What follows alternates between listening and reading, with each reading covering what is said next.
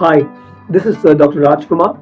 I'm a laparoscopic bariatric surgeon affiliated to Lifeline Hospital in India and the Burjeel Hospital in the United Arab Emirates. Let's now talk about liver disease in obesity.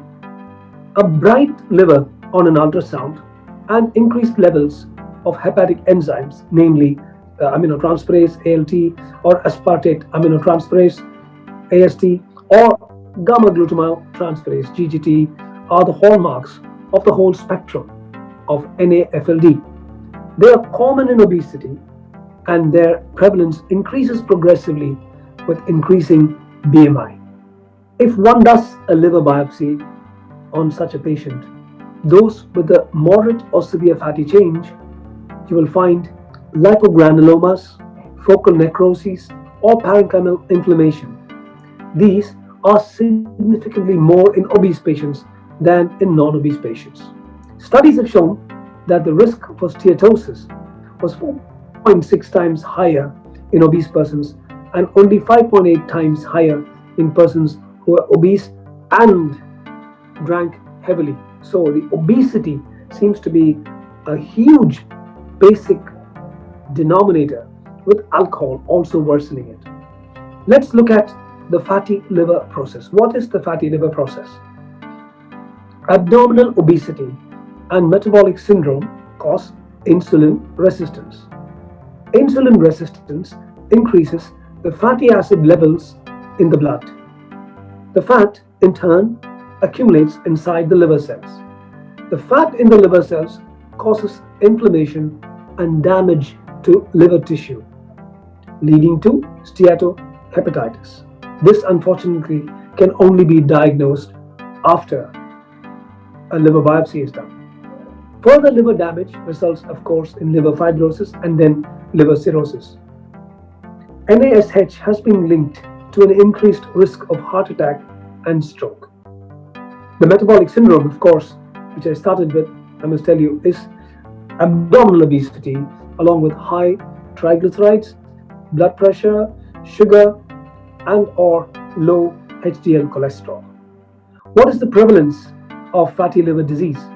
More than 135 million individuals are affected by obesity in India. The prevalence of obesity in India varies due to age, gender, geography, socio-economic status, etc. There is quite a high prevalence, unfortunately, of a non-alcoholic fatty liver in obese Indian children. While a study does establish that the obesity-related risk for future severe liver disease exists early in life, the type and the magnitude of this risk need further refinement. It is important to remember that many parts of the body are affected once people become obese or develop diabetes. Right, let's look at liver diseases in obese individuals. Obesity has been linked not only with simple steatosis but also with advanced disease, that is, non-alcoholic steatohepatitis, what is known as NASH, NASH-related cirrhosis, and hepatocellular carcinoma. Hence, obesity may increase liver-specific mortality in patients with NAFLD. Let's study the pathophysiology of NAFLD when it is driven by obesity. Obesity seems to play a role in both the initial processes, leading to simple steatosis as well as its progression to a non-alcoholic steatohepatitis picture. When the capacity of adipose tissue to store excess energy is diminished in the case of obesity, the hepatocytes store the extra lipids, mainly in the form of triglycerides, and this leads to a simple steatosis. An excess of circulating free fatty acids availability resulting from accelerated lipolysis and reduced fatty acid uptake in the subcutaneous adipose tissue could lead to ectopic fat accumulation, and this could lead later to multi-organ insulin resistance.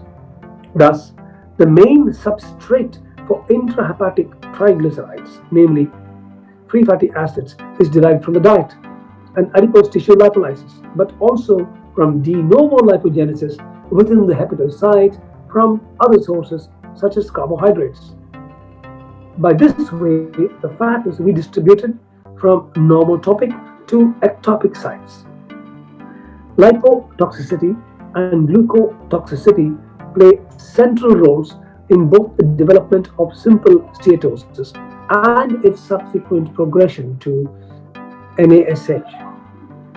A high fat and a high carbohydrate diet, usually observed in patients who are obese, predisposes to a simple steatosis and then later to an NASH.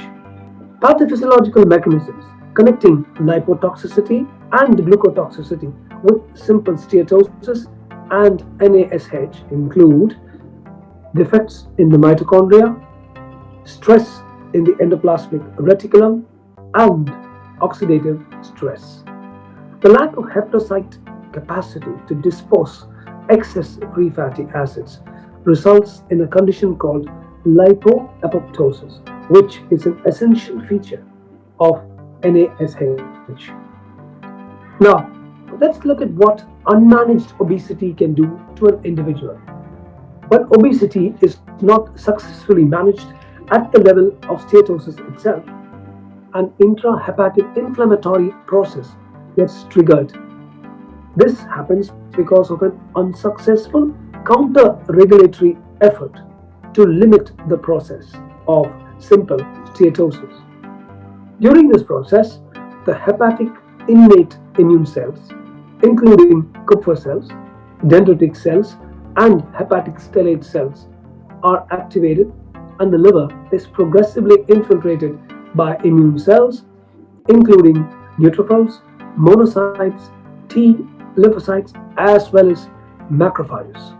Within the liver, these immune cells release cytokines that intensify the inflammatory process but also contribute partially to fibrotic processes inside the liver.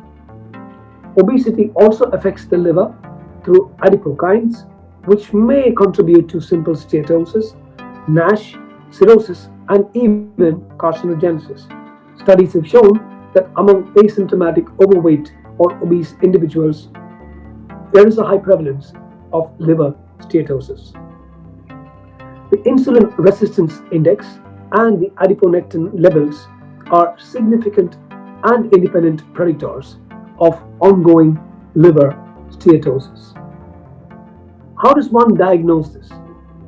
NAFLD, or non-alcoholic fatty liver disease, is usually suspected in patients with asymptomatic elevations of the serum aminotransferase levels, unexplained hepatomegaly, or the incidental discovery of findings suggestive of a fatty liver in imaging studies done either for upper abdominal problems or for other symptoms.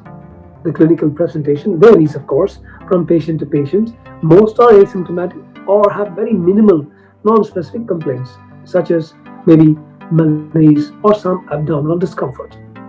The serum aminotransferase levels are always elevated in more than 9% of patients with NAFLD. The ALT level is more elevated than the AST level, with an AST is to ALT ratio of less than 1.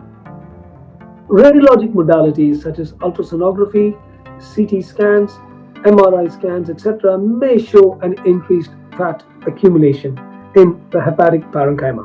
However, none of these can reliably detect hepatic fat if the fat content is less than 25 to 30%.